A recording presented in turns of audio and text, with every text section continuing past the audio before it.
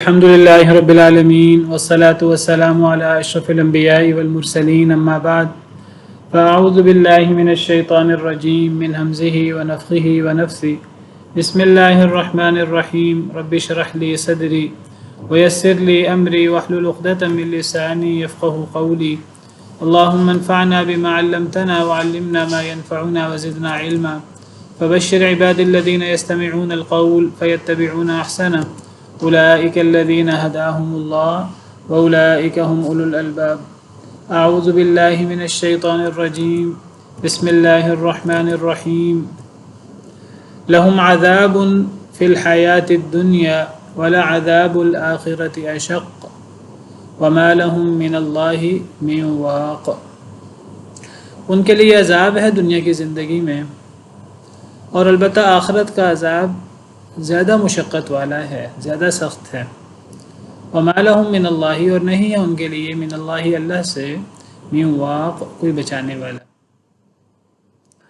پچھلی آیت کریمہ میں ہم نے توحید اور شرک کا تقابل پڑھا اور ہم نے پڑھا کہ مشرکین اللہ کے علاوہ باطل معبود مقرر کرتے ہیں۔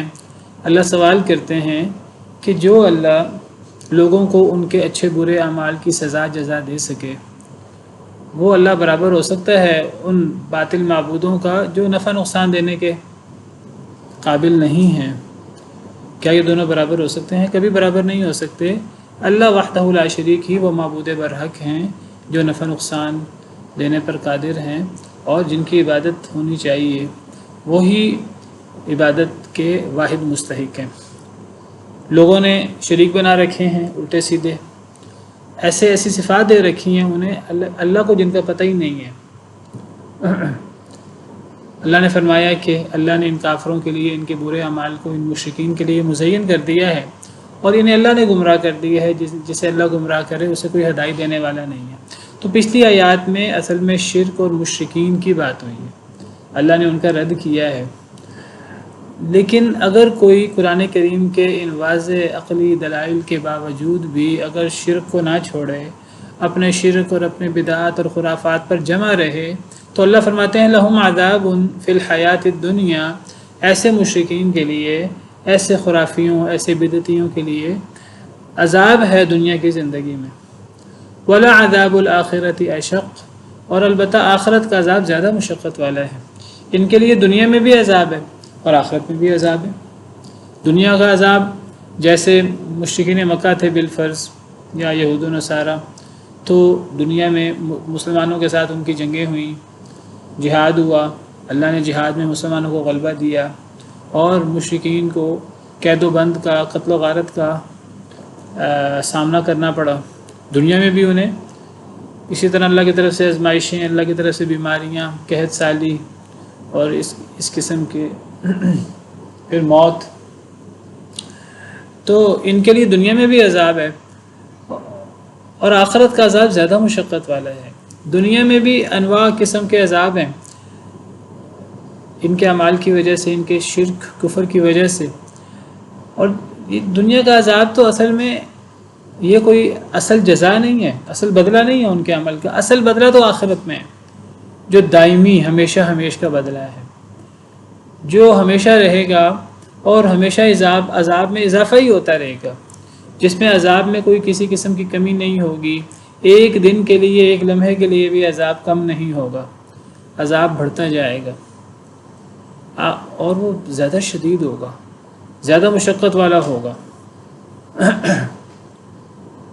نبی کریم صلی اللہ علیہ وسلم جب صحابہ کرام کی تربیت کرتے تو بعض دفعہ آپ صحابہ کرام کو یہ واعظ کرتے، کسی سے کوئی کمی کوتاہی ہو جاتی تو نبی صلی اللہ علیہ وسلم فرماتے کہ تم اپنی اصلاح کر لو، توبہ کر لو، دنیا کی سزا بھگت لو، ورنہ اگر تم اپنے آپ کو دنیا میں پاک صاف نہیں کرو گے تو آخرت کی سزا پھر تم بھگت نہیں سکتے۔ وہ دو لوگ، وہ جو میاں بیوی جن میں لعان کروایا تھا نبی صلی اللہ علیہ وسلم نے، شوہر نے بیوی پر الزام لگایا کہ میں نے بیوی کو فحاشی کی حالت میں، غلط حالت میں دیکھا ہے، بیوی نے انکار کیا۔ اب گواہ تھے نہیں شوہر کے پاس، اب یا تو شوہر کو حد قذف لگتی گواہ تھے نہیں، اس کے پاس 4 گواہ پیش کرنا ضروری ہیں فحاشی کا الزام ہو تو، اپنی بیوی پر بھی ہو تو۔ اب شوہر کے پاس 4 گواہ تو تھے نہیں، اب شوہر وہ الزام لگائے بغیر رہ بھی نہیں سکتا تھا، کیونکہ ویسی بیوی کو اپنے نکاح میں رکھنا بھی نہیں چاہتا تھا۔ اگر وہ ویسے طلاق دے دیتا فحاشی کا الزام لگائے بغیر، تو اگر شوہر کا جو الزام تھا، اگر واقعی بیوی نے فحاشی کی ہوتی اور اولاد پیدا ہو جاتی تو شوہر بچے کا انکار بھی نہیں کر سکتا تھا۔ میاں بیوی میں اگر طلاق ہو جائے، بیوی حاملہ ہو، تو طلاق کے باوجود بچہ شوہر کی طرف منسوب ہوتا ہے۔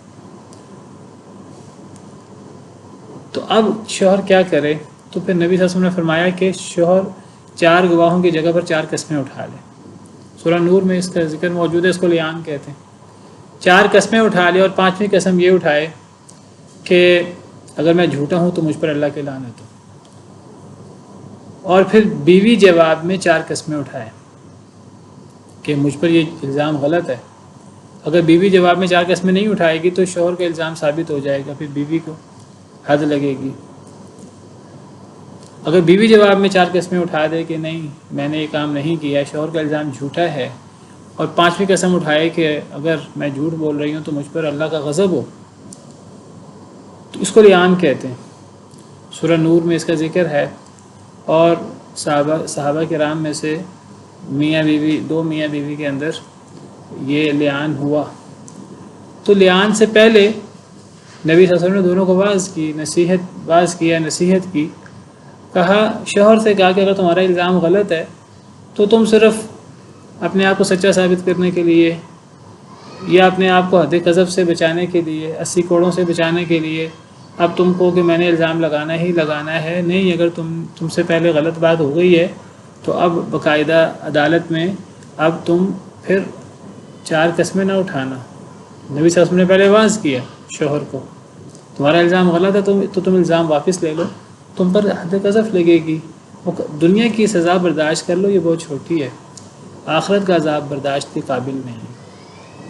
پھر عورت کو سمجھایا، اس کو واضح نصیحت کیا کہ اگر تمہارے شوہر کا الزام صحیح ہے تو تم انکار کر رہی ہو، اگر تم انکار دنیا کی ندامت کے لیے، دنیا میں لوگوں کے سامنے، میرا قبیلہ لوگوں کے سامنے وہ رسوا ہو جائے گا، یا مجھے جو ہے وہ زنا کی سزا ملے گی، تم دنیا کی سزا سے بچنے کے لیے اگر اپنے آپ سے الزام کو ٹال رہی ہو تو دنیا کی سزا برداشت کر لو، دنیا کی رسوائی برداشت کر لو، لیکن آخرت کا عذاب برداشت ہونے والا نہیں۔ تو یہ ایک ایسی حقیقت ہے کہ دنیا کا عذاب ایک تو ویسے ہی ہلکا ہوتا ہے، آخرت کا عذاب ویسے ہی بہت زیادہ ہے۔ دنیا کی آگ اور آخرت کی آگ کا 70 گنا کا مقابلہ، ایسا کہ حدیث مبارک ہے۔ دنیا کی نعمت ہو، دنیا کا انعام ہو،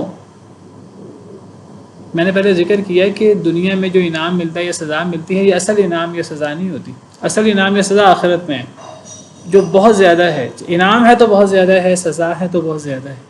دنیا میں اگر کسی کو نیکی کا انعام ملتا ہے وہ ایک بونس ہوتا ہے، ایک زائد چیز ہوتی ہے، کسی کو سزا ملتی ہے تو وہ بھی ایک بونس، ایک زائد چیز ہوتی ہے، وہ آخرت کے عذاب کے مقابلے میں بہت ہلکا ہوتا ہے، بہت ہلکا بھی ہوتا ہے اپنی شدت میں، چاہے وہ سزا ہو چاہے وہ انعام ہو، اور وہ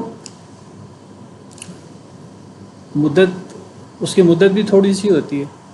دنیا میں یعنی کتنی بھی سزا کی مدت کتنی بھی ہو جائے تو دنیا کی حیثیت، دنیا کی مدت آخرت کے مقابلے میں کیا حیثیت رکھتی ہے؟ آخرت تو ہمیشہ ہمیشہ کے لیے، پھر آخرت کا عذاب ہوتا بھی بہت زیادہ ہے، شدت میں بھی بہت زیادہ ہے، اور ہمیشگی کے اعتبار سے بھی بہت زیادہ ہے، اور آخرت کا عذاب کبھی ہلکا نہیں ہونا۔ فذوقوا فلن نزیدکم الا عذابا۔ تو اللہ تعالیٰ اپنی نافرمانی سے ڈرا رہے ہیں کہ اللہ کے نافرمانی کے نتیجے میں دنیا کا سزا بھی ہے اور آخرت کی سزا بھی ہے، دنیا میں بھی عذاب ہوگا، آخرت میں بھی، اور دنیا کا عذاب بہت ہلکا ہے، آخرت کے عذاب کو تو برداشت کیا ہی نہیں جا سکتا۔ فما اصبرهم علی النار، کتنا صبر ہے ان کا آگ پر، اللہ کی طرف سے طنز ہے۔ کوئی صبر نہیں کر سکے گا۔ تو اللہ کی نافرمانی سے بچنا چاہیے، اور اگر خاص طور پر وہ کفر و شرک ہو، جس سے بڑی نافرمانی اللہ کی کیا ہو سکتی ہے، تو اسے ڈرنا چاہیے۔ وَمَا لَهُم مِّنَ اللَّهِ مِن وَاقٍ، اور نہیں ہے ایسے لوگوں کے لیے اللہ کی طرف سے، اللہ سے کوئی بچانے والا۔ ایسے لوگوں کو اللہ کے غیظ و غضب سے کوئی بچا نہیں سکتا، اللہ کے عذاب سے کوئی بچا نہیں سکتا۔ اگر اللہ ہی کسی کے خلاف ہو جائیں، پوری دنیا اس کے ساتھ ہو جائے، تو پوری دنیا اسے اللہ کے غضب سے، اللہ کی سزا سے، اللہ کی مار سے نہیں بچا سکتی۔ مثل الجنت التي وعد المتقون، جنت کی مثال وہ جنت جس کا متقی لوگوں کو وعدہ دیا گیا ہے۔ اچانک جنت کا ذکر شروع ہو گیا، پیچھے کفر، شرک، شبہات ان کا ذکر ہے، اور جو اپنی اصلاح نہ کریں ان کی سزا کا ذکر ہے دنیا اور آخرت میں۔ اور پھر اللہ نے جنت کا ذکر شروع کر دیا، یہ بتانے کے لیے کہ سارے لوگ مشرک نہیں ہیں، سارے لوگ کافر نہیں ہیں، سارے لوگ اللہ کے نافرمان نہیں ہیں، سارے لوگوں کے لیے دنیا اور آخرت کی سزا نہیں ہے۔ زیادہ لوگ نافرمان ہیں، زیادہ لوگ کافر مشرک ہیں، لیکن تھوڑے لوگ ایسے بھی ہیں اللہ کے چنے ہوئے جو اللہ کے احکامات پر عمل کرتے ہیں، جو پکے موحد ہیں۔ ان کو توحید سے دنیا کی کوئی طاقت ہٹا نہیں سکتی۔ وہ توحید کے لیے، اسلام کے لیے، ایمان کے لیے ہر قسم کی قربانی دینے کو تیار ہے۔ تو ایسے لوگ بھی ہیں، اور ایسے لوگوں کے لیے دنیا میں اور آخرت میں بھی بڑے بڑے انعام بھی ہیں۔ جنت کا انعام، وہ جنت، اس کی مثال جس کا متقی لوگوں کو وعدہ دیا گیا ہے۔ متقی لوگ یعنی جو لوگ دنیا کے اندر اللہ سے ڈرتے رہتے ہیں، کوئی بھی کام کرنے سے پہلے پھونک پھونک کے قدم رکھتے ہیں کہ ہمارا یہ کام اللہ کو ہم سے ناراض تو نہیں کر دے گا۔ تو وہ جنت جس کا متقی لوگوں کو وعدہ دیا گیا ہے، تجری من تحتها الانہار، بہتی ہیں اس کے نیچے سے نہریں، باغات ہوں، نیچے نہریں بہہ رہی ہوں، اور سائڈوں پہ درخت ہوں، بہت خوشنما منظر ہے۔ اور یہ خوشنما منظر خاص طور پر صحرائی علاقوں کے لیے یہ کتنا خوشگوار منظر ہے، جہاں نہ پانی ہوتا ہے، جہاں نہ سبزہ ہوتا ہے۔ خلیجی ممالک میں، عرب ممالک میں، اب تو پھر مال و دولت کی فراوانی آ گئی ہے، اب تو پھر کچھ آرٹیفیشل چیزیں انہوں نے لگا لی ہیں بڑا پیسہ خرچ کر کے، لیکن اصلاً یہ چیزیں وہاں موجود نہیں ہیں، اور اگر کچھ ہیں بھی تو آج کچھ آب و ہوا چینج بھی ہو گئی ہے۔ نبی صلی اللہ علیہ وسلم کے دور میں عرب علاقہ بالکل ایک صحرائی اور ایک پتھریلا علاقہ تھا، خاص طور پہ مکہ مکرمہ۔ تو ایسی جگہوں کے لیے، صحرائی قسم کے پتھریلے علاقوں کے لیے، وہاں کے پہاڑ ہمارے پہاڑوں کی طرح نہیں ہیں، مری وغیرہ کے، جہاں سبزہ ہوتا ہے، ٹھنڈک ہوتی ہے، وہ سنگلاخ پہاڑ۔ تو وہاں سبزہ اور پھر نہریں، تو یہ بہت بڑی نعمت تھی ان کے لیے۔ یہ یعنی ایسے علاقے جو سرسبز شاداب ہیں، ان کے لیے بھی باغات اور نہریں بڑی نعمت ہے، لیکن صحرائی علاقے والوں کے لیے تو یہ بہت بڑی نعمت ہے۔ اصل میں جنت کی نعمتیں تو بہت بڑی بڑی ہیں، بہت بڑی بڑی ہیں، ایسی بڑی نعمتیں ہیں کہ ان نعمتوں کو نہ کبھی کسی نے دیکھا ہے، نہ کبھی کسی نے ان کے بارے میں سنا ہے، اور نہ کبھی کسی کے دل میں ان نعمتوں کا خیال آ سکتا ہے۔ جب جنت کی نعمتیں ایسی ہیں، ما لا عین رأت ولا اذن سمعت ولا خطر علی قلب بشر، تو جنت کی نعمتوں کو بیان کیسے کیا جا سکتا ہے؟ بات سمجھ آ رہی کہ نہیں آ رہی؟ اگر جنت کی نعمتیں ایسی ہیں جو کسی آنکھ نے دیکھی نہیں، کسی کان نے سنی نہیں، اور کسی کے دل میں خیال نہیں آیا، تو جنت کی نعمتوں کو کما حقہ بیان کیسے کیا جا سکتا ہے؟ بیان بھی نہیں کیا جا سکتا۔ تو اللہ تعالیٰ صرف موٹی موٹی بعض وہ چیزیں بیان کرتے ہیں جو جس دور میں قرآن اترا اس دور میں وہ چیزیں ایک بڑی نعمت شمار ہوتی تھی۔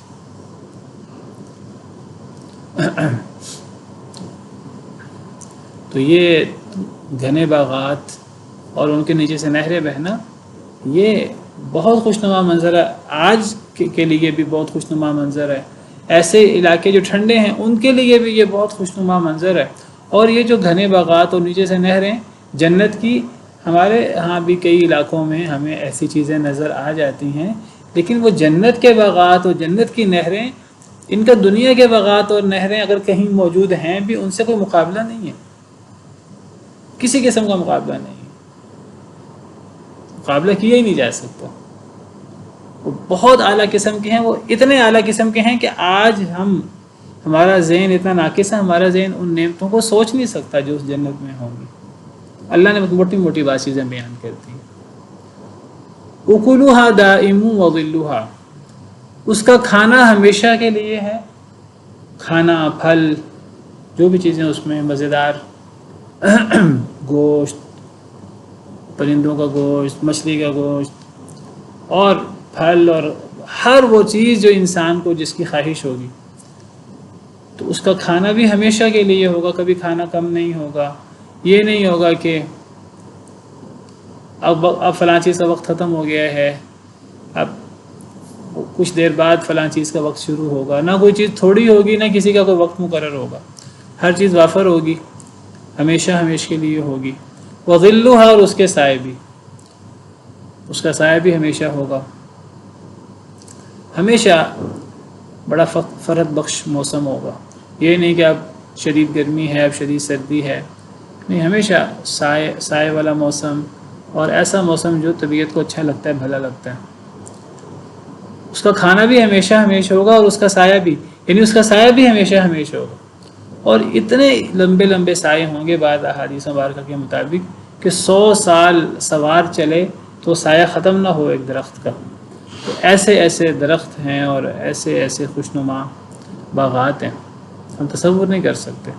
اللہ نے صرف یعنی اشارہ کیا ہے، یا صرف یعنی ایک موٹی سی بات بتائی ہے۔ تلک عقبی الذین اتقوا، یہ انجام ہے ان لوگوں کا جو اللہ سے ڈرتے ہیں۔ پیچھے بھی جنت بات آئی آیت کے شروع میں، تو اس کے ساتھ اللہ نے فرمایا کہ یہ اس جنت کی مثال ہے جس کا وعدہ متقی لوگوں کو دیا گیا، اور یہاں بھی اللہ فرماتے ہیں تلک عقبی الذین اتقوا، یہ انجام ہے ان لوگوں کا جنہوں نے تقوی اختیار کی۔ جس سے پتہ لگتا ہے جنت میں جانے کے لیے تقوی کی کتنی ضرورت ہے۔ تقوی بنیادی کلید ہے جنت میں جانے کے لیے، ایمان اور ایمان کے ساتھ تقوی، یعنی صرف منہ سے کلمہ پڑھ لینا، لا الہ الا اللہ پڑھنا کافی نہیں ہے، عمل۔ اسی لیے آپ قرآن کریم پڑھیں تو قرآن کریم میں ایمان اور ایمان کے ساتھ تقوی کا ذکر جگہ جگہ ملے گا۔ ان الذین آمنوا والذین اتقوا، اللہ کے ولی کون ہے؟ الا ان اولیاء اللہ لا خوف علیہم ولا هم یحزنون الذین آمنوا وکانوا یتقون، اللہ کے ولی وہ ہیں جن پر نہ کوئی خوف ہوگا نہ وہ غمگین ہوں گے۔ یہ وہ لوگ ہیں جو ایمان لائے اور جو ڈرتے رہے۔ وَلَوْ أَنَّ أَهْلَ الْقُرَىٰ آمَنُوا وَاتَّقَوْا لَفَتَحْنَا عَلَيْهِمْ بَرَكَاتٍ مِّنَ السَّمَاءِ وَالْأَرْضِ، اگر بستیوں والے ایمان لے آئیں، اللہ کا تقوی اختیار کر لیں، تو ہم ان کے لیے اوپر سے برکتوں کے دروازے کھول لیں، ان کے لیے ان کے نیچے سے برکتوں کے دروازے کھول لیں، آسمان و زمین اپنی برکت ان کے لیے کھول دے۔ تو تقوی یہ کلید ہے دنیا کی نعمتیں حاصل کرنے کے لیے اور آخرت کی نعمتیں حاصل کرنے کے لیے۔ وعقبى الکافرین النار، اور کافروں کا انجام تو آگ ہے، والعیاذ باللہ۔ تو اللہ تعالیٰ نے جب برے لوگوں کا ذکر کیا اور ان کے برے انجام کا ذکر کیا، تو ساتھ اللہ نے اچھے لوگوں کا ذکر بھی کیا، یہ بتانے کے لیے کہ اللہ صرف ناراض نہیں ہوتے، اللہ صرف برے لوگوں سے غضبناک نہیں ہوتے، بلکہ جو لوگ اللہ کی فرما برداری کریں تو اللہ پھر ایسے لوگوں پر خوش بھی بہت ہوتے ہیں، اور اللہ ایسے لوگوں کو انعام بھی بہت دیتے ہیں۔ تو جہاں اللہ کے عذاب کا ڈر ہونا چاہیے، اور اللہ کے عذاب سے ڈرتے ہوئے انسان کو اللہ کی نافرمانی سے بچنا چاہیے، تو وہاں اللہ کی رحمت کی امید بھی ہونی چاہیے۔ کمی کوتاہی ہو جائے تو اللہ بخشنے والے ہیں، اللہ معاف کر دیتے ہیں، کوئی اللہ سے معافی مانگے تو اللہ کا ڈر بھی ہونا چاہیے اور اللہ کی رحمت کی امید بھی ہونی چاہیے۔ والذین آتیناہم الکتاب یفرحون بما انزل الیک، اور وہ لوگ جنہیں ہم نے کتاب دی وہ خوش ہوتے ہیں ساتھ اس کے جو نازل کیا گیا آپ کی طرف۔ وَمِنَ الْأَحْزَابِ مَن يُنْكِرُ بَعْضَهُ، اور گروہ میں سے کچھ وہ بھی ہیں جو انکار کرتے ہیں اس کے بعض حصوں کا۔ قُلْ إِنَّمَا أُمِرْتُ، کہہ دیجئے سوائے اس کے کہ نہیں مجھے حکم دیا گیا ہے، ان اعبد اللہ، کہ میں اللہ ہی کی عبادت کروں، ولا اشرک بہ، اور میں اس کے ساتھ کسی کو شریک نہ بناؤں، الیہ ادعو و الیہ مآب، اسی کی طرف میں دعوت دیتا ہوں اور اسی کی طرف میرا ٹھکانہ ہے۔ مآب اصل میں مآبی ہے، اصل میں با پہ زیر، اس بات کی دلیل آگے یا تھی، تو مآب لوٹنا، اور مآبی یا گری ہوئی ہے جس کی علامت با کے نیچے زیر ہے، میرا لوٹنا۔ تو والذین آتیناہم الکتاب یفرحون سے کیا مراد ہے؟ دو تفسیریں ہیں مفسرین، بعض مفسرین کہتے ہیں کہ پہلی تفسیر کہ وہ لوگ جنہیں ہم نے کتاب دی، اس سے مسلمان مراد ہیں۔ اللہ نے مسلمانوں کو کتاب دی، کون سی کتاب؟ یعنی قرآن، یعنی صحابہ، یعنی ہم مسلمان جنہیں اللہ نے، وہ لوگ جنہیں ہم نے کتاب دی وہ خوش ہوتے ہیں ساتھ اس کے جو آپ پر نازل کیا گیا۔ یعنی مسلمان جو ہیں، جو اللہ رسول پر ایمان لاتے ہیں، قرآن پر ایمان لاتے ہیں، قرآن تو پورا اترا نہیں نبی صلی اللہ علیہ وسلم پر، آہستہ آہستہ پورا اترتا رہا، جیسے جیسے قرآن اترتا رہتا ہے ویسے ویسے ایمان والے مزید خوش ہوتے رہتے ہیں۔ کیوں؟ اللہ کی طرف سے جب بھی کوئی وحی اترتی ہے وہ اللہ کی طرف سے بہت بڑی ایک نشانی ہوتی ہے۔ قرآن کریم کی ہر آیت اپنی جگہ معجزہ ہے، قرآن کریم کی ہر آیت کفار کے شبہات کو دور کرتی ہے اور ایمان والوں کے سینے کو ٹھنڈا کرتی ہے۔ قرآن کریم کی ہر آیت اپنی جگہ معجزہ ہے۔ قرآن کریم کی آیات سے کفار کے اعتراضات کا جواب ملتا ہے۔ اللہ تعالیٰ صحیح عقائد واضح فرماتے ہیں، اللہ تعالیٰ ان کے شبہات وہ دور کرتے ہیں۔ تو والذین آتیناہم الکتاب سے مراد مسلمان، اور یفرحون بما انزل الیک سے مراد کہ وہ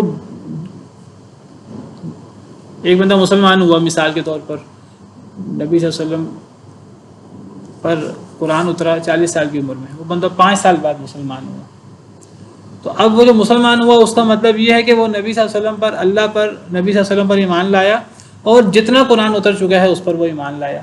ابھی سارا قرآن نہیں اترا، اب جو مزید قرآن اترتا جا رہا ہے تو اس کو مزید خوشی ہوتی جا رہی ہے کہ میں نے کتنا اچھا مذہب قبول کیا ہے، کتنا اچھا دین قبول کیا ہے، اور ہر نئی آیت سے اس کو مزید تقویت مل رہی ہے، اور مزید اس کے ایمان میں اضافہ ہو رہا ہے، مزید اس کی خوشی میں اضافہ ہو رہا ہے، مزید اس کے دلائل مضبوط ہو رہے ہیں۔ ہر آیت وہ ایمان کو مضبوط کرتی جا رہی ہے۔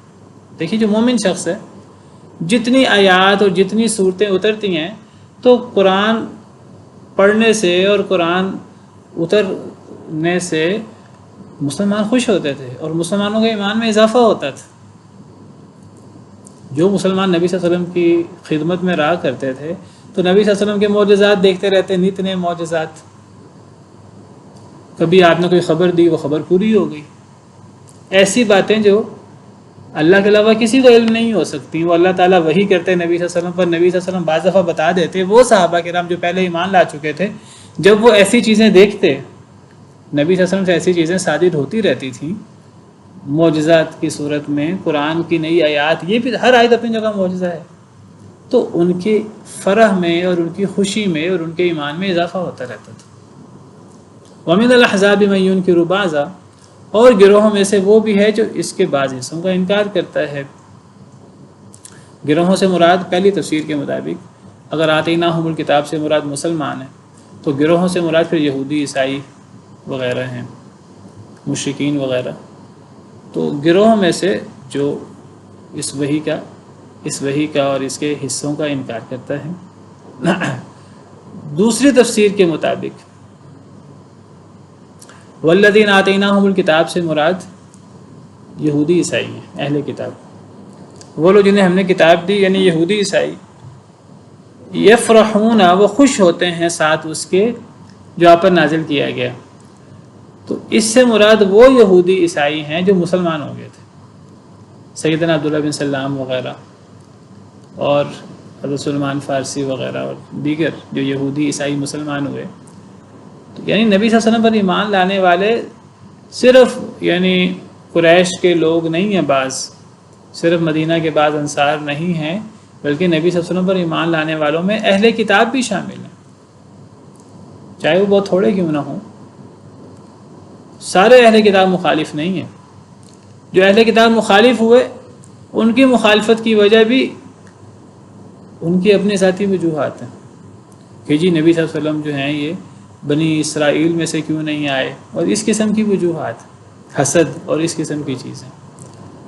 ورنہ اہل کتاب میں سے جو قلب سلیم کے مالک تھے تو اہل کتاب میں سے کئی لوگ مسلمان ہو چکے ہیں، اور اہل کتاب میں سے جنہیں ہم نے کتاب دی وہ بھی جو قرآن اترتا ہے، نبی صلی اللہ علیہ وسلم پر سنت اترتی ہے، وحی اترتی ہے، نبی صلی اللہ علیہ وسلم کے معجزات دیکھ کر، اس سے مراد وہ لوگ ہیں جو اہل کتاب میں سے مسلمان ہو گئے تھے، تو وہ خوش ہوتے رہتے ہیں قرآن کریم کے نزول کو قرآن کریم کو اترتا دیکھ کر، نبی صلی اللہ علیہ وسلم کے معجزات دیکھ کر.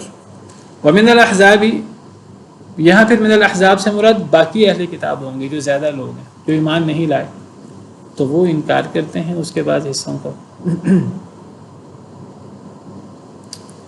قل انما امرت، اے اللہ کے رسول صلی اللہ علیہ وسلم آپ فرما دیجئے سوائے اس کے کہ نہیں مجھے حکم دیا گیا ہے کہ میں اللہ کی عبادت کروں اور اللہ کے ساتھ کسی کو شریک نہ کروں. یعنی اے اللہ کے رسول آپ پر کتنے لوگ ایمان لاتے ہیں اور کتنے لوگ انکار کرتے ہیں اس سے قطع نظر آپ اس چیز پہ توجہ نہ کریں کتنے ایمان لائے ہیں کتنے انکار کر رہے ہیں. آپ اپنی توجہ اس پر مرکوز رکھیں کہ اللہ نے کیا حکم دیا ہے، آپ نے اس کی پیروی کرنی ہے، اور اللہ نے کس کس چیز سے منع کیا ہے، کفر شرک سے آپ نے اس سے بچنا بھی ہے، اور آپ نے مسلمانوں کو دعوت بھی دینی ہے اس سے بچنے کی. آپ یہ نہ دیکھیں کہ آپ پر ایمان لانے والے تھوڑے ہیں زیادہ ہیں، اہل کتاب میں سے کتنے ایمان لائے کتنے ایمان نہ لائے، ان چیزوں سے آپ کو متاثر ہونے کی ضرورت نہیں ہے. یہ نہ ہو کہ آپ دیکھیں کہ زیادہ اہل کتاب مسلمان نہیں ہو رہے تو آپ کوئی اہل کتاب کی پیروی کرنے کی کوشش کریں. آپ ان کا کوئی وہ علماء شمار ہوتے تھے، باقی لوگ اس دور میں وہ امی شمار ہوتے تھے، تو کہیں آپ اہل کتاب کی پیروی اور ان چیزوں میں نہ لگ جائیے گا، بلکہ آپ نے باقی چیزوں سے قطع نظر آپ نے وحی کی پیروی کرنی ہے بس. اور وحی میں اللہ کی عبادت کا حکم دیا گیا، آپ نے اللہ ہی کی عبادت کرنی ہے، اللہ کے احکامات پر آپ نے عمل کرنا ہے. اور جس چیز سے اللہ نے روکا ہے، شرک سے، سب سے پہلے شرک، کفر اور ایسی چیزیں، آپ نے ان سے رکنا ہے، چاہے اکثر اہل کتاب شرک کرتے ہوں، چاہے اکثر اہل کتاب اللہ کے نافرمانی کرتے ہوں، چاہے اکثر اہل کتاب اللہ وحدہ لا شریک کی عبادت نہ کرتے ہوں، اوروں کو شریک کرتے ہوں. آپ نے ایسا نہیں کرنا. آپ کہہ دیجئے مجھے تو اللہ کی عبادت کا حکم دیا گیا ہے اور میں اللہ کے ساتھ کبھی کسی کو شریک نہیں بناؤں گا. تم بناتے ہو تو بناتے رہو، تمہاری قلت و کثرت سے مجھے کوئی فرق نہیں پڑتا. خطاب نبی صلی اللہ علیہ وسلم کا ہے، اور نبی صلی اللہ علیہ وسلم کا رویہ بھی یہی تھا، اور اصل میں ہمیں سکھایا جا رہا ہے امت کو بھی غیروں سے، غیروں کی قلت کثرت سے کوئی واسطہ نہیں ہونا چاہیے. امت کو دیکھنا چاہیے حق کیا ہے اور حق کی پیروی کرنی چاہیے. الیہ ادعو، اسی کی میں دعوت دیتا ہوں، اسی کی طرف میں بلاتا ہوں، اللہ ہی کی طرف. وَإِلَيْهِ مَآبٌ، اور اسی کی طرف میرا لوٹنا ہے. نبی کے دل میں ایسا خیال آ سکتا تھا؟ بالکل آ سکتا تھا. نبی صلی اللہ علیہ وسلم بھی انسان تھے، نبی صلی اللہ علیہ وسلم کے دل میں ایسا خیال آ سکتا تھا، اگرچہ اللہ کی طرف سے مدد جاری رہتی تھی، لیکن اس کے باوجود آپ کے دل میں ایسا خیال آ سکتا تھا. جب آپ کے دل میں ایسا خیال آ سکتا تھا تو امت کے دل میں ایسا خیال بالاولیٰ آ سکتا ہے.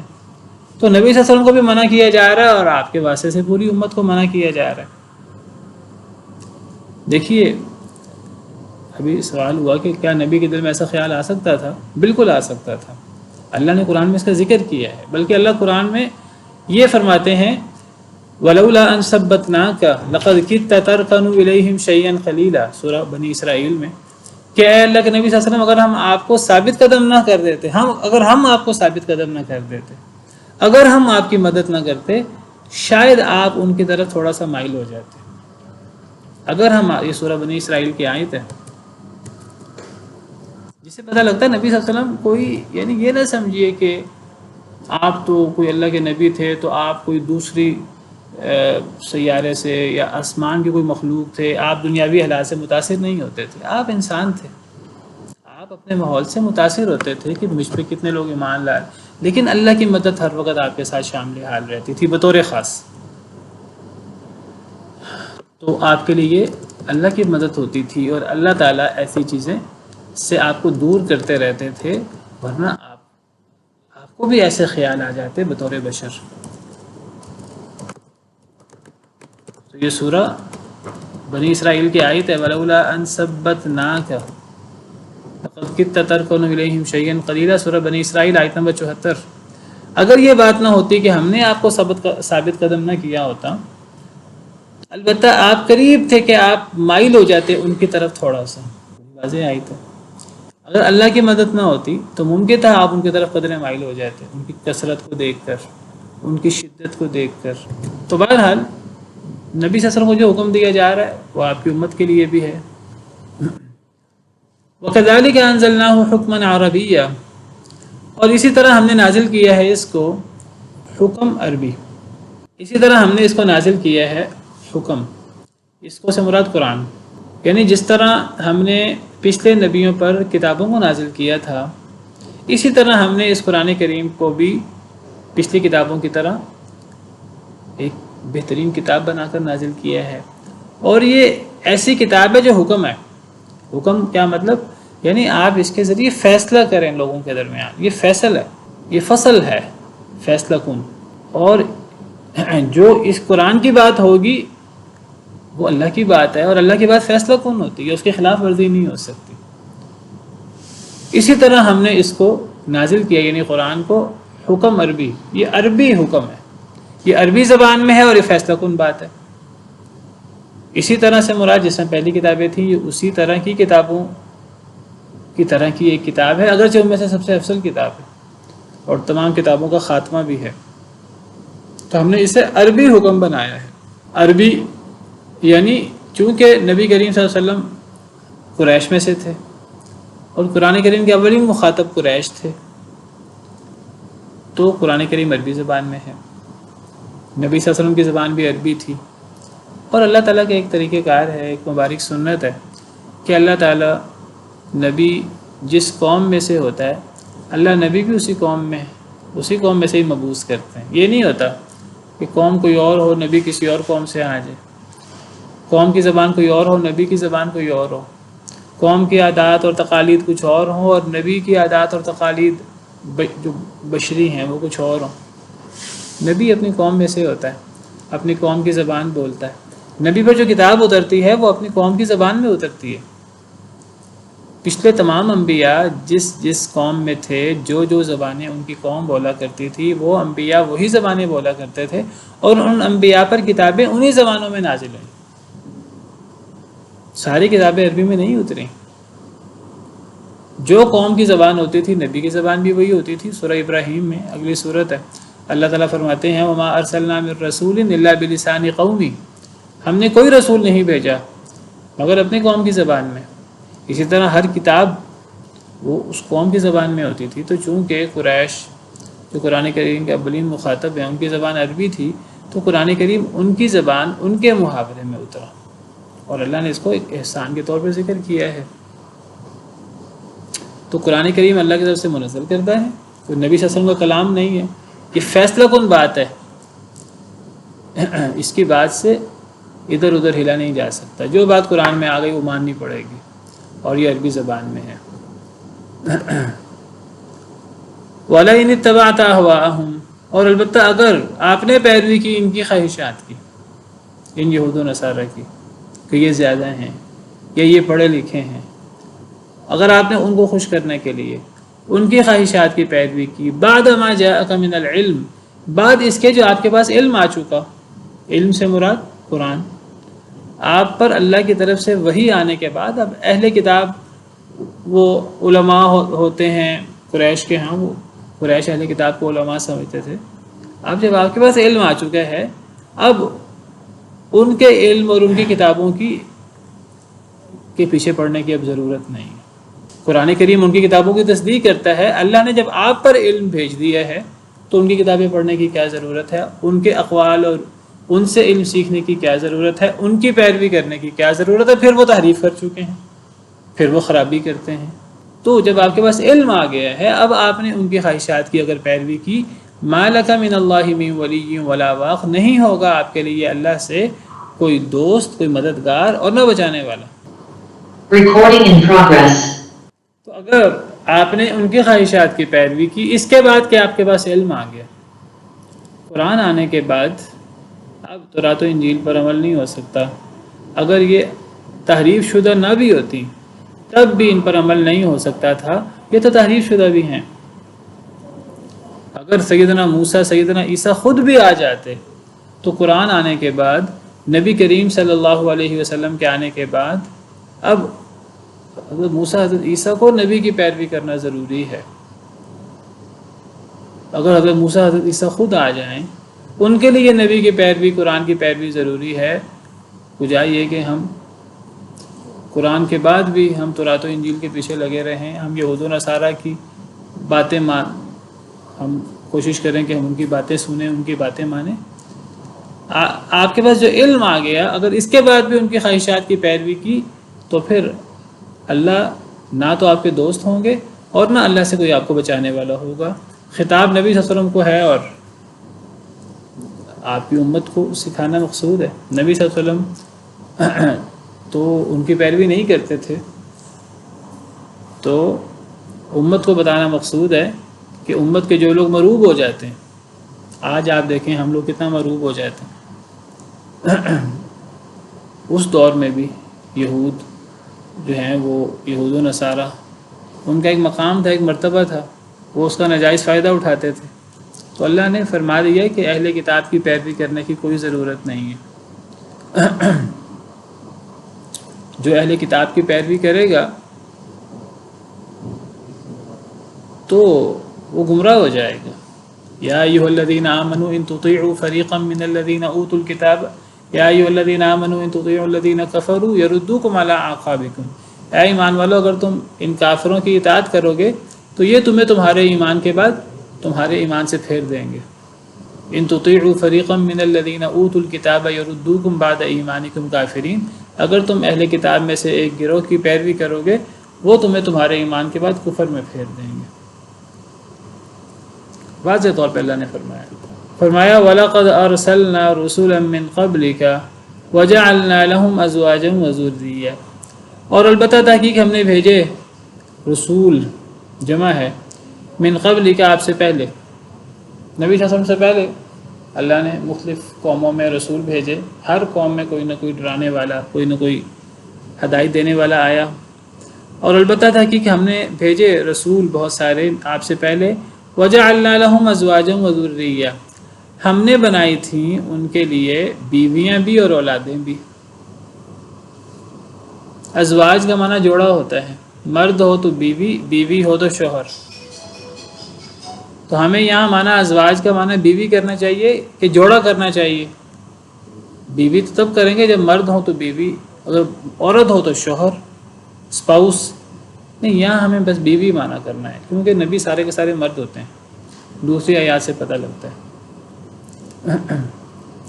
کوئی نبی یا رسول عورت نہیں ہو سکتا، اسی لیے اللہ تعالیٰ فرماتے ہیں وَمَا أَرْسَلْنَا مِن قَبْلِكَ إِلَّا رِجَالًا نُوحِي إِلَيْهِم مِّنْ أَهْلِ الْقُرَىٰ، اے اللہ کے نبی صلی اللہ علیہ وسلم، ہم نے آپ سے پہلے نہیں بھیجے مگر مرد ہی جن کی طرف ہم وحی کرتے تھے، اور وہ بستیوں والے ہوتے تھے، یعنی کوئی نبی بھی خاتون نہیں گزری اور کوئی نبی بھی ایسا نہیں ہے جو بدوؤں میں سے ہو۔ تو یہاں اللہ تعالیٰ فرما رہے ہیں کہ اے اللہ کے نبی صلی اللہ علیہ وسلم، ہم نے آپ سے پہلے بہت سے رسول بھیجے، آپ کو پہلے رسول نہیں ہیں، بلکہ آپ تو آخری رسول ہیں۔ آپ سے پہلے ہم نے بہت سے رسول بھیجے، اور ہم نے ان رسولوں کی بیویاں بھی بنائی تھیں اور ان کی اولادیں بھی بنائی تھیں۔ گویا کہ یہاں یہ بتانا مقصود ہے، ایک تو نبی صلی اللہ علیہ وسلم پہلے نبی نہیں ہے، کوئی نئے نبی نہیں ہے کہ لوگ حیران ہوں، نبیوں کا ایک تسلسل ہے، بلکہ آپ تو آخری نبی ہیں۔ نبوت کی عمارت کو مکمل کرنے والے ہیں۔ دوسری بات پتہ لگی کہ انبیاء کرام علیہم السلام انسان تھے، بشر تھے، فرشتہ نہیں تھے۔ فرشتوں کی شادیاں نہیں ہوتی، فرشتوں کی اولادیں نہیں ہوتی۔ انبیاء کرام علیہم السلام جس طرح باقی بشر ہوتے ہیں اسی طرح بشر ہوتے ہیں، اگرچہ ان پر باقی بشروں کے بالمقابل وحی اترتی ہے جو باقیوں پر نہیں اترتی۔ یہ ان کا امتیاز ہوتا ہے، یہ ان کا فرق ہوتا ہے دوسرے بشر سے۔ قرآن کریم میں جگہ جگہ اللہ فرماتے ہیں قل انما انا بشر مثلکم یوحی الی، کہہ دیجئے سوائے اس کے کہ نہیں میں بشر ہوں تمہارے جیسا، مجھ میں اور تم میں فرق کیا؟ مجھ پر وحی نازل ہوتی ہے، یوحی الی، مجھ پر وحی نازل ہوتی ہے۔ یہ فرق ہے انبیاء اور رسول کا اور دیگر لوگوں کا۔ انبیاء رسول اور دیگر لوگوں کا فرق یہ نہیں ہے کہ باقی لوگ تو انسان ہیں اور انبیاء رسول کوئی نورانی یا کوئی مخلوق ہیں یا فرشتہ ہیں، نہیں، باقی لوگ انسان ہیں تو انبیاء رسول بھی باقی لوگوں کی طرح انسان ہیں، ہاں ان پر وحی نازل ہوتی ہے، وہ خاص انسان ہے، اللہ کی طرف سے ان پر وحی اترتی ہے۔ تو فرمایا کہ ہم نے آپ سے پہلے جتنے رسول بھیجے تو ان کی بیویاں تھیں اور ان کی اولادیں تھیں، اور بیویاں اولادیں بشر کی ہوتی ہیں، فرشتوں کی نہیں ہوتی، نورانی مخلوق کی نہیں ہوتی۔ نورانی مخلوق میں نہ نسل کا سلسلہ ہے، نہ شادی کا سلسلہ ہے، نہ اولاد ہے، نہ ماں باپ ہوتے ہیں، وہ کھانے بھی نہیں کھاتے۔ انبیاء کرام علیہم السلام تو کھانا بھی کھاتے ہیں۔ وقالوا ما لهذا الرسول يأكل الطعام ويمشي في الأسواق، ان کا ایک اعتراض کہ اس رسول کو کیا ہو گیا ہے کہ یہ کھانا کھاتا ہے اور بازاروں میں چلتا ہے۔ وہ کہتے تھے کہ اگر یہ رسول ہے تو اسے فرشتہ ہونا چاہیے، یہ تو عام انسانوں کی طرح بازاروں میں چلتا ہے، کھانا کھاتا ہے۔ تو بھئی وہ انسان تھے تو کھانا کھاتے تھے، بازاروں میں چلتے تھے۔ تو پتہ لگا کہ نبی کریم صلی اللہ علیہ وسلم ہوں یا پرانے انبیاء ہوں، سارے کے سارے وہ سب کے سب نورانی یا مخلوق یا فرشتہ نہیں تھے، انسان تھے، ظاہراً بھی اور باطناً بھی۔ بعض لوگ کہتے ہیں کہ نہیں وہ فرشتہ تھے، وہ نورانی مخلوق تھے، بعض کہتے ہیں کہ وہ اصل میں نورانی مخلوق تھے، ظاہر میں وہ انسان تھے۔ یہ بات بھی غلط ہے۔ اگر وہ اصل میں فرشتہ ہوں، نورانی مخلوق ہوں، اور ظاہراً وہ انسان ہوں تو ان کی اولاد نہیں ہونی چاہیے، بیوی بچے نہیں ہونے چاہیے۔ جس طرح حضرت ابراہیم علیہ السلام کے پاس فرشتے آئے انسان کی شکل میں، جو ظاہراً انسان تھے، حقیقت میں کیا تھے؟ فرشتے۔ حضرت ابراہیم نے انہیں کھانا پیش کیا، انہوں نے نہیں کھایا، کھا سکتے تھے کھانا، اگر اصل میں وہ فرشتہ تھے اور ظاہراً انسان تھے تو انہیں کھانا کھا لینا چاہیے تھا، پھر انسانوں کی طرح۔ پھر شادی بھی ان کی ہو سکتی تھی ظاہراً، ان کے بچے بھی ہو سکتے تھے ظاہراً، نہیں۔ اسی طرح یہ جو اب قرآن میں واضح لکھا کہ فرشتے کے بشر تھے، اب کچھ لوگ جو نبی صلی اللہ علیہ وسلم کو بشر نہیں مانتے، کیا تعویل کرتے؟ وہ کہتے ہیں کہ اصل میں ظاہراً بشر ہے، اندر سے بشر نہیں ہے۔ تو یہ ظاہراً بشر ہیں تو پھر کھانا کیوں کھاتے ہیں؟ بہت بڑا اعتراض ہے۔ پھر بیویاں کیوں ہیں؟ پھر اولادیں کیوں ہیں؟ تو وہ انسان ہے۔ اللہ فرماتے ہیں کہ یہ انسان اس لیے ہیں کہ اگر دنیا میں فرشتے بستے ہوتے تو فرشتہ رسول آتا۔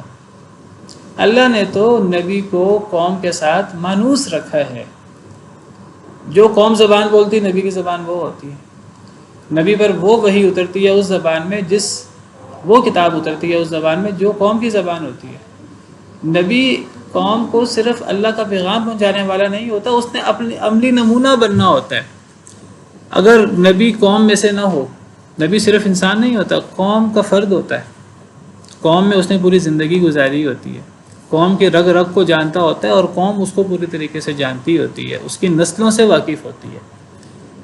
ایک ایک بات کا قوم کو نبی کے بارے میں پتہ ہوتا ہے، کیونکہ نبی نے قوم کے لیے راہبر اور رہنما بننا ہوتا ہے۔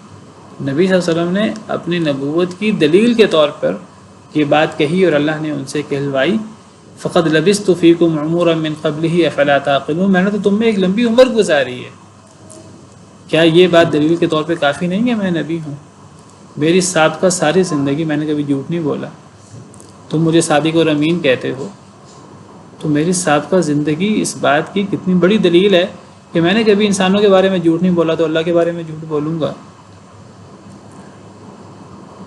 نبی کا خاندان قوم کے سامنے واضح ہوتا ہے، قوم کو پتہ ہوتا ہے یہ کب پیدا ہوئے، کیسے یہ پلے بڑھے، کیسے انہوں نے لڑکپن گزارا صاف ستھرا، کیسے انہوں نے نبوت سے پہلے کی زندگی گزاری، ساری قوم کے سامنے آئینے کی طرح موجود ہوتی ہے۔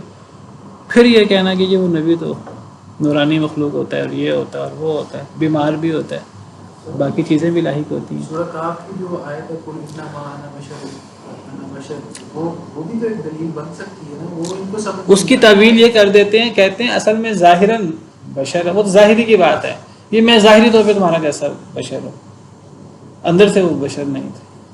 اصل میں جس نے نہ ماننا ہو تو اس نے تعویل تو ہر بات کی کر دینی ہوتی ہے، لیکن ہم اگر بالفرض کہہ دیں کہ وہ ظاہری بشر تھے، اندر سے فرشتہ تھے، تو شادی تو پھر بھی نہیں ہونی چاہیے تھی، اولاد تو پھر بھی نہیں، کھانا تو پھر بھی نہیں کھانا چاہیے تھا۔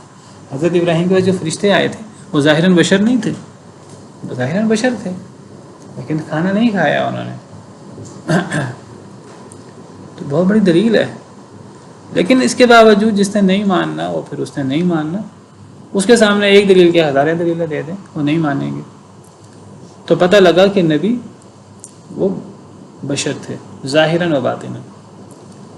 یہ بھی پتہ لگا کہ نبیوں کی بیویاں تھیں بالعموم، زیادہ بیویاں، تو زیادہ بیویاں ہونا کوئی عیب نہیں ہے، کوئی حق تلفی نہیں ہے عورتوں کی۔ زیادہ بیویاں ایک فطرت ہے، اور یہ ہمیشہ سے سلسلہ رہا ہے، نبیوں میں بھی رہا ہے، نبیوں کے علاوہ بھی رہا ہے، اور پھر اولادیں بھی تھیں، یعنی کوئی محکمہ بہبود آبادی وغیرہ بھی کوئی نہیں ہوتا تھا، کوئی جی ہمیں جو ہے وہ جائزہ لینا ہے، بچے پیدا کریں نہ کریں، ایسی چیزیں بھی نہیں ہوتی تھیں۔ اولادیں ہوتی تھیں ان کی، کم از کم جمع 3 ہوتے ہیں، اولادیں ہوتی تھیں ان کی، تو اولادوں کو کم کرنا اور رزق پورا نہیں پڑے گا اور یہ ہو جائے گا وہ ہو جائے گا، یہ خرافات تب نہیں ہوتی تھی۔ وما کان لرسول ان یأتی بآیۃ الا باذن اللہ، کسی رسول کے یہ لائق نہیں کہ وہ کوئی نشانی لائے مگر اللہ کی اجازت سے۔ یا یہ بات بھی واضح کر دی کہ رسول اس کے پاس کوئی خدائی اختیارات نہیں ہوتے، وہ اپنی مرضی سے نشانی نہیں لا سکتا، وہ جب بھی نشانی لاتا ہے تو اللہ کے حکم سے لاتا ہے، نشانی اللہ کا حکم ہوتی ہے، نبی کا ذاتی اختیار نہیں ہوتا، نبی کے یہ لائق نہیں کہ وہ نشانی لائے مگر اللہ کی اجازت سے۔ لکل اجل کتاب، ہر اجل لکھی ہوئی ہے، جس نشانی نے آنا ہے جب اللہ نے لکھا ہوا، جب اللہ کا حکم ہوگا تو نشانی آئے گی، نبی اپنی مرضی سے نہیں لا سکتا۔ سبحان ربک رب العزت عما یصفون وسلام علی المرسلین والحمد للہ۔